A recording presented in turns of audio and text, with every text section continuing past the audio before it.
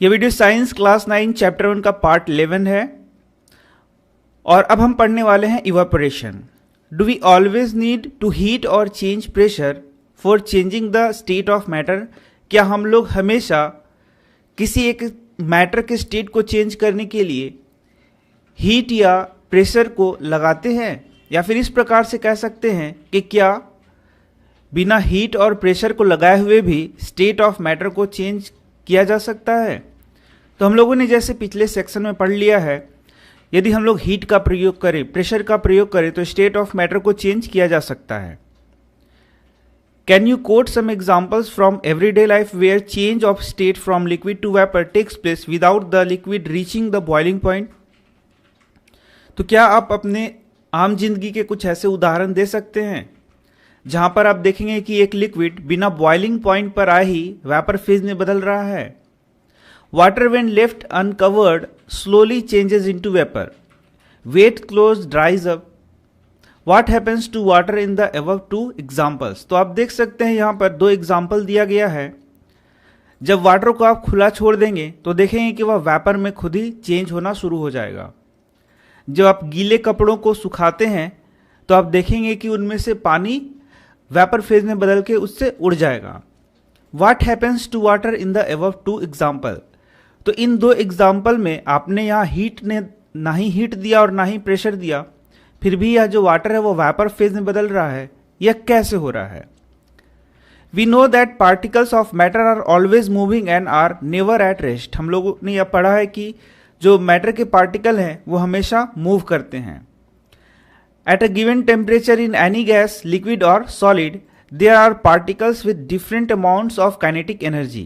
हम लोगों ने देखा है कि या तो सॉलिड है, या तो लिक्विड है, या तो गैस है, तीनों में जो पार्टिकल होते हैं उनमें काइनेटिक एनर्जी होता है। भले ही यह ज़्यादा हो कम हो, लेकिन काइनेटिक एनर्जी होता है।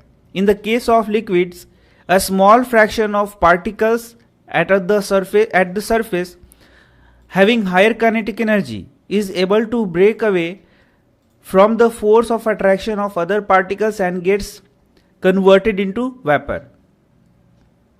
तो यहाँ लिक्विड के बारे में बताया गया है। In the case of liquid, a small fraction of particles at the surface, एक स्मॉल फ्रैक्शन ऑफ पार्टिकल जो कि सरफेस पर होता है। जैसे कि मान लें आप इस कंटेनर में यदि वाटर आपने लिया है तो ये देखिए यह है सरफेस का वाटर। तो इस सरफेस के वाटर में क्या होगा? हैविंग हायर, यहाँ पे जो कुछ पार्टिकल्स होंगे हैविंग हायर काइनेटिक एनर्जी, जिनके काइनेटिक एनर्जी कुछ ज़्यादा होंगे, is able to break away from the force of attraction of other particle. हम लोगों ने यह पढ़ा है कि ये पार्टिकल एक दूसरे से जुड़े होते हैं क्योंकि इनके बीच में एक फोर्स ऑफ अट्रैक्शन कार्य करता है। लेकिन इस सरफेस पर पार्टिकल्स का काइनेटिक एनर्जी कुछ इतना ज़्यादा होता है कि ये पार्टिकल्स एक दूसरे से बंधे नहीं रहते हैं, बल्कि यह इससे दूर हो जाता है, या फिर कहें यह फोर्स ऑफ अट्रैक्शन को ओवरकम कर जाता है। And gets converted into vapour, और यह वेपर में चेंज हो जाता है। This phenomena of change of a liquid into vapour at any temperature below its boiling point is called evaporation. तो यहां से आपका सबसे पहला प्रश्न आता है, व्हाट इज इवापोरेशन? तो आपने यहां देखा कि हम यहां पानी को बॉयल नहीं कर रहे हैं, फिर भी यहां पर वाटर वेपर फेज में बदल रहा है। इसे ही हम कहते हैं इवापोरेशन।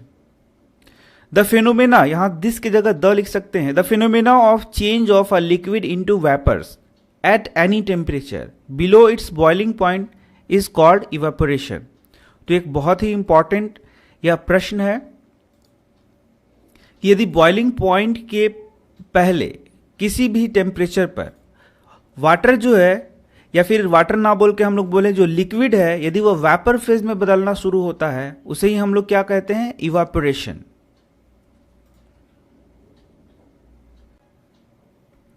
अब हम पढ़ने वाले फैक्टर्स अफेक्टिंग इवापोरेशन। यह भी बहुत महत्वपूर्ण प्रश्न आता है एग्जाम में। What are the factors that affects evaporation? वे कौन से फैक्टर्स हैं जो इवापोरेशन को इफेक्ट करते हैं? तो आइए हम लोग एक एक्टिविटी देखते हैं। Take 5 ml of water in a test tube. 5 ml water आपको एक टेस्ट ट्यूब में लेना है। Keep it near a window और अंडर अ फैन। इसको आपको फैन के नीचे रखना है या फिर खिड़की के पास में रखना है। Take 5 ml of water again आपको 5 ml वाटर रखना है in an open china dish. एक ओपन चाइना डिश में आपको 5 ml वाटर लेना है and keep it near a window, और उसी प्रकार से आपको इसको भी रखना है। Take 5 ml of water in an open china dish and keep it inside a cupboard or in a shelf in your class, और इसको आपको किसी सेल्फ के अंदर रखना है। Record the room temperature, room temperature को आपको रिकॉर्ड करना है। रिकॉर्ड द टाइम और days taken for the evaporation process in the above cases, और आप देखेंगे कि कुछ दिनों के बाद ये इवापोरेट हो जाएंगे, तो आपको इस कितने दिन लगे इसको आपको रिकॉर्ड करना है। Repeat the above 3 steps of activity on a rainy day and record your observation. अब इसी एक्टिविटी को आपको अलग अलग दिनों में करना है। जैसे रेनी डेज में आप कर सकते हैं, आप सूखे के दिनों में जैसे कि गर्मी के दिनों में कर सकते हैं। What do you infer about the effect of temperature, surface area and wind velocity on evaporation? तो आपने जो एक्टिविटी किया, तो क्या आपने इफेक्ट ऑफ टेम्परेचर को देखा कि किस प्रकार से टेम्परेचर इवापोरेशन को इफेक्ट करता है। दूसरा, क्या आपने सरफेस एरिया को देखा या फिर विंड के वेलोसिटी को देखा कि किस प्रकार से वह इवापोरेशन को अफेक्ट करता है। चलिए हम देखते हैं, इन सब प्रश्नों का उत्तर हमें यहां भी मिल जाएगा।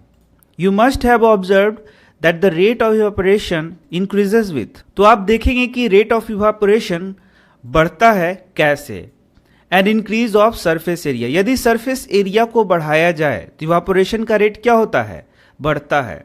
एंड इंक्रीज ऑफ टेम्परेचर, यदि टेम्परेचर को बढ़ाया जाए तो भी इवापोरेशन बढ़ता है। अ डिक्रीज इन ह्यूमिडिटी, यदि ह्यूमिडिटी का मान कम हो तो भी इवापोरेशन का रेट क्या होता है, बढ़ता है। An increase in wind speed, यदि विंड का स्पीड ज्यादा हो तब भी इवापोरेशन का रेट क्या होता है, बढ़ता है। तो ये 4 पॉइंट्स आप देख सकते हैं। इसका उल्टा भी आप कर सकते हैं कि यदि सरफेस एरिया घटा दिया जाए तो इवापोरेशन कम होता है। इसी प्रकार से हम लोग सारे बातों को लिख सकते हैं। तो आइए अब हम लोग एक एक करके देखते हैं। An increase in of surface area, यदि सरफेस एरिया को बढ़ाया जाए तो इवापोरेशन का रेट भी बढ़ता है। ऐसा क्यों होता है? We know that evaporation is a surface phenomena. यहां से भी एक प्रश्न आएगा आपको ऑब्जेक्टिव के रूप में, इवापोरेशन कैसा फिनोमेना है? तो यह एक सरफेस फिनोमेना है, मतलब यह सरफेस पे काम करता है। यदि आपने वाटर लिया है तो यह सरफेस, इसका जो इवापोरेशन होगा वह सरफेस एरिया से होगा, नीचे से इवापोरेशन नहीं होता है। If the surface area is increased the rate of evaporation increases. For example while putting clothes for drying up we spread them out. तो आप देख सकते हैं यदि सरफेस एरिया को बढ़ा दिया जाए तो इवापोरेशन ज्यादा होता है। जैसे यदि आपको कपड़े में से पानी को हटाना है, इवापोरेट कराना है, तो आप क्या करते हैं, कपड़े को पसारते हैं, फैलाते हैं। ऐसा नहीं कि कपड़े को आप सिकोड़ते हैं।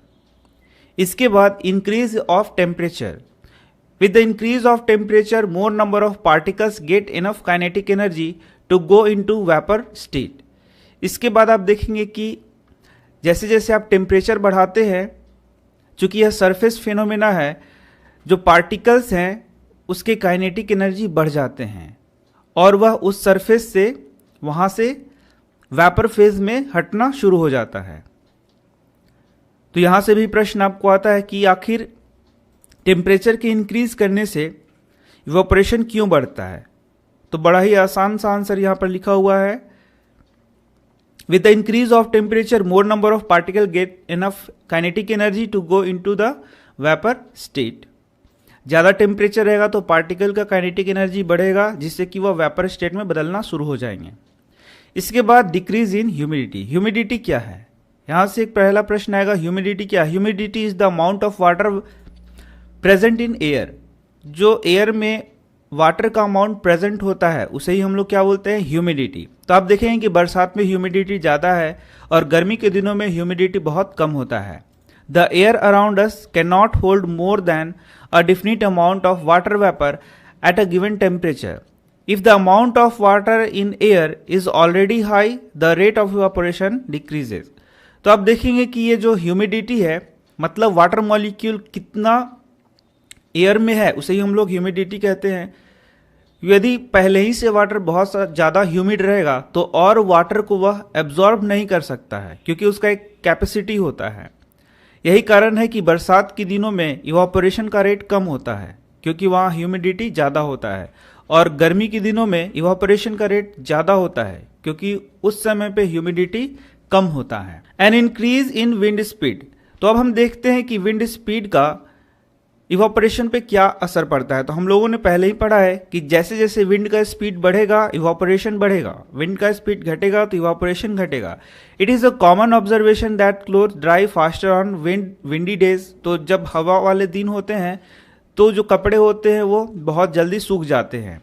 With the increase in wind speed the particles of water vapour move away with the wind. तो ऐसा क्यों होता है? क्योंकि यदि विंड का स्पीड ज़्यादा होता है तो हवा के साथ ही वाटर के molecule decreasing the amount of water vapour in the surrounding. तो इस प्रकार से आपने देखा कि कैसे अलग अलग फैक्टर्स हैं जो कि इवापोरेशन के रेट को प्रभावित करते हैं। अब हम लोग पढ़ेंगे how does evaporation cause cooling. तो यह भी बहुत इंपॉर्टेंट है जो कि एग्जाम में बहुत पूछा जाता है। तो मिलते हैं आपसे नेक्स्ट वीडियो में। धन्यवाद।